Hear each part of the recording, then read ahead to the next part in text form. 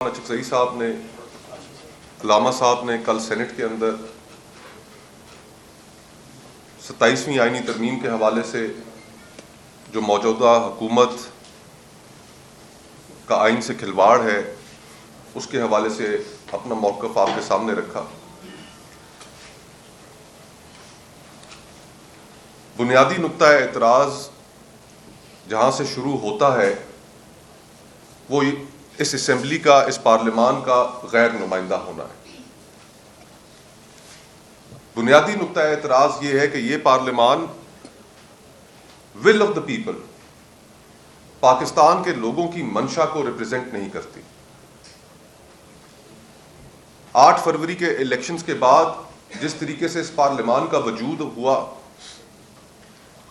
جس طریقے سے الیکشن پٹیشنز کو داخل دفتر کیا گیا، قوانین تبدیل کیے گئے تاکہ الیکشن پٹیشن سنی نہ جا سکیں،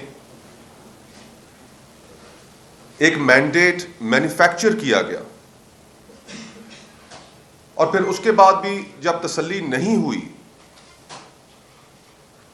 تو جس طریقے سے 26ویں آئینی ترمیم پاس کرائی گئی وہ بھی آپ کے سامنے ہے۔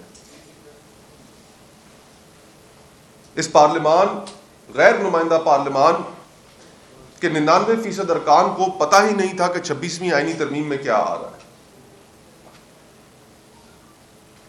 پھر جماعتوں کے سربراہان آن ریکارڈ ہے کہ کس طرح ممبران کو اس وقت اغوا کیا گیا، ہراساں کیا گیا اور بزور شمشیر ان سے ان کے ووٹ 26ویں آئینی ترمیم کے حق میں لیے گئے۔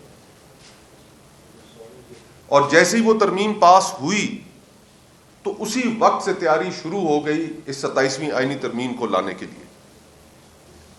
اور اس تیاری میں جو سب سے اہم کردار ہے وہ معذرت کے ساتھ کہنا پڑتا ہے کہ ہماری سپریم کورٹ نے ادا کیا۔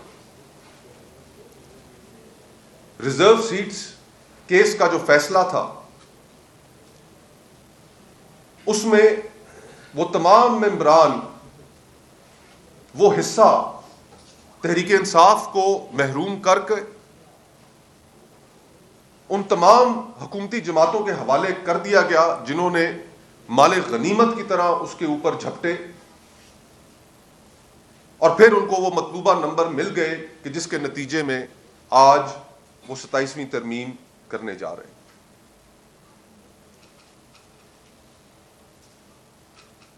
یہ جو ہمارے سامنے حقائق ہیں ان سے نظریں نہیں چرائی جا سکتی۔ اس پارلیمان کے پاس اخلاقی کوئی قانونی لیجٹمیسی نہیں ہے کہ وہ اتنی بڑی بڑی ترامیم کرتی پھرے۔ اور پھر ان ترامیم میں اب سامنے کیا آیا ہے؟ بنیادی طور پر جو سوشل کانٹریکٹ جس کو ہم کہتے ہیں، عمرانی معاہدہ جس کو کہتے ہیں، وہ ایک فرد کا ریاست کے ساتھ تعلق ہے کہ وہ تعلق کن بنیادوں پر ہوگا، اس میں ریاست اس فرد کے کن احساسات اور کن حقوق کا خیال رکھے گی، یہ اس معاہدے کے اندر نہ صرف لکھا ہوتا ہے بلکہ اسی کو آئین کہا جاتا ہے۔ اور ہمارے 1973 کے آئین کی کچھ بنیادیں ہیں۔ سیپریشن آف پاورز کا کانسیپٹ ہے کہ کوئی ایک ادارہ اتنا مضبوط نہیں ہوگا کہ وہ دوسرے اداروں کے اوپر حاوی ہو جائے۔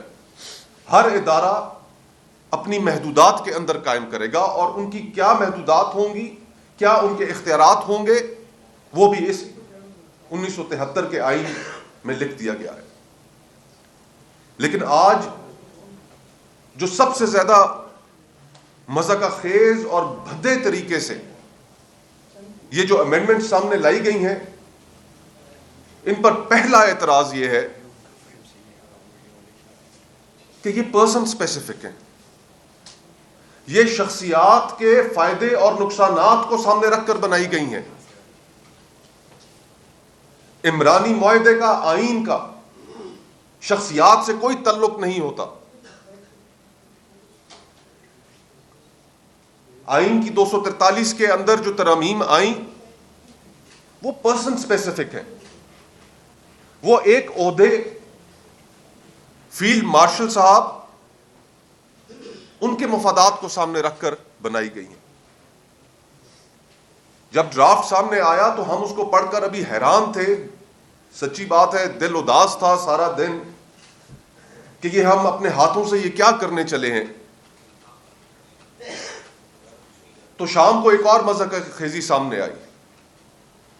اس مذہقہ خیزی کو دیکھ کر اور بھی حیران ہوئے کہ یہ کیا تھیٹر آف دا ایبسرڈ جس کو کہتے ہیں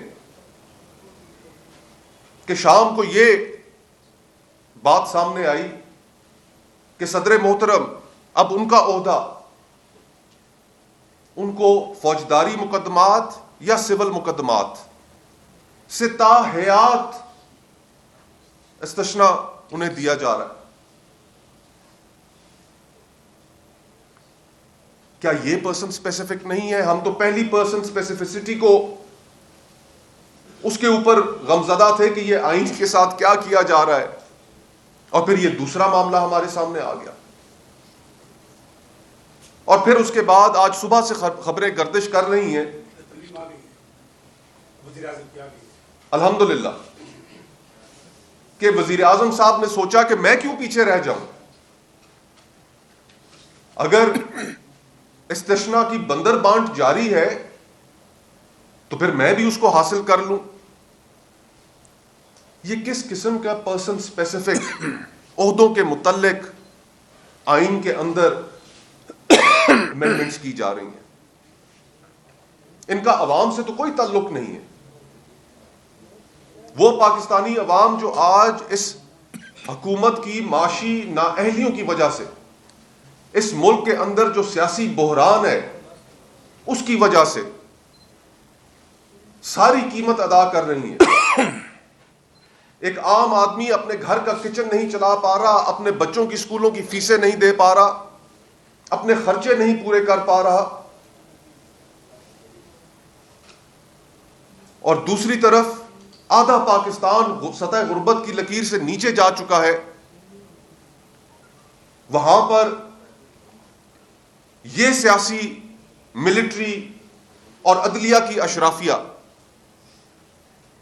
یہ اپنے آپ کو پروٹیکٹ کرنے کے لیے، اپنے مفادات کو حاصل کرنے کے لیے، ان کو اپنی جگہ پر قائم رکھنے کے لیے آئین کے اندر ترامیم کر رہے ہیں. یہ فیڈرل کانسٹیٹیوشنل کورٹ کا جو تصور ہے یا جو وہ بنائی جا رہی ہے، کیسے یہ نہ سمجھیں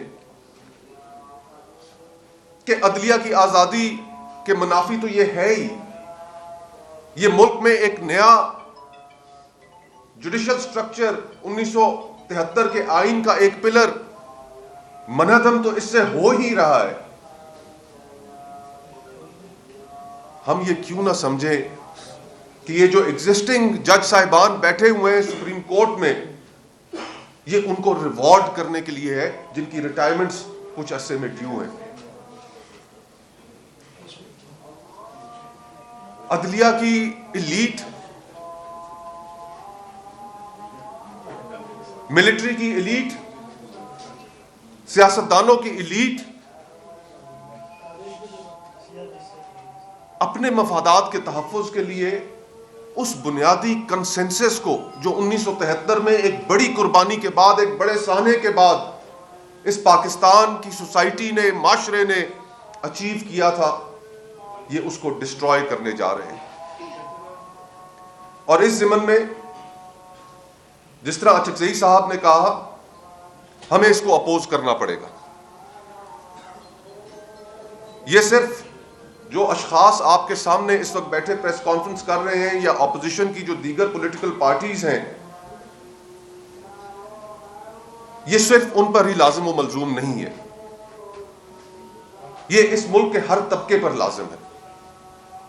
عوام پر لازم ہے، جرنلسٹ پر لازم ہے، تاجروں پر لازم ہے، کسانوں پر لازم ہے، ہر سیگمنٹ آف دا سوسائٹی پر لازم ہے کہ اس بنیادی کنسنسس ڈاکیومنٹ 1973 کا آئین جس کی تدفین کر دی جائے گی جس روز یہ 27ویں آئینی ترمیم پاس ہوگی، کہ اس کو ریزسٹ کرے، اس کے خلاف اپنے احساسات کا اظہار کرے۔